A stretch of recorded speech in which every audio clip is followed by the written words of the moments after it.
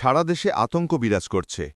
টানা 4টি ভূমিকম্পে শুক্রবার সকাল থেকে শনিবার সন্ধ্যা পর্যন্ত 31.5 ঘণ্টায় 4বার ভূমিকম্পন অনুভূত হয়েছে। বিশেষজ্ঞরা বলছেন, এগুলো শুক্রবারের 5.7 মাত্রার শক্তিশালী ভূমিকম্পের আফটারশক হওয়ার সম্ভাবনাই বেশি। শুক্রবার নরসিংদীর মাধবদীতে হওয়া 5.7 মাত্রার ভূমিকম্প ঢাকাসহ আশপাশের জেলায় তীব্র ঝাঁকুনি দেয়। এরপর 24 ঘণ্টার মাথায় আবার ভূমিকম্প হয়। শনিবার সকাল 10:36 নরসিংদীর পলাশে 3.3 মাত্রার আরেকটি কম্পন রেকর্ড হয়।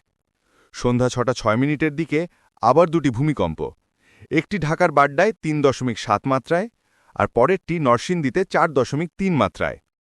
ভূমিকম্প বিশেষজ্ঞরা বলছেন, শক্তিশালী ভূমিকম্পের পর একাধিক ছোট কম্পন স্বাভাবিক, কখনো এসব 50 বার পর্যন্তও হতে পারে। তবে বাড্ডার ভূমিকম্পটি আফটারশক নয়, কারণ উৎপত্তিস্থল আলাদা। গবেষকরা মনে করেন, নরসিংদীর ধারাবাহিক কম্পনগুলো আফটারশক হলেও শুক্রবারের ভূমিকম্প বড় আঘাতের সম্ভাবনার ইঙ্গিত দিয়েছে। তারা সতর্ক করে বলেছেন, ক্ষয়ক্ষতি কমাতে এখনই জরুরি প্রস্তুতি নেওয়া উচিত।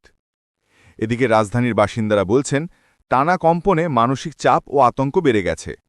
আবার কবে কম্পন হবে সেই ভয়ও থেকে যাচ্ছে।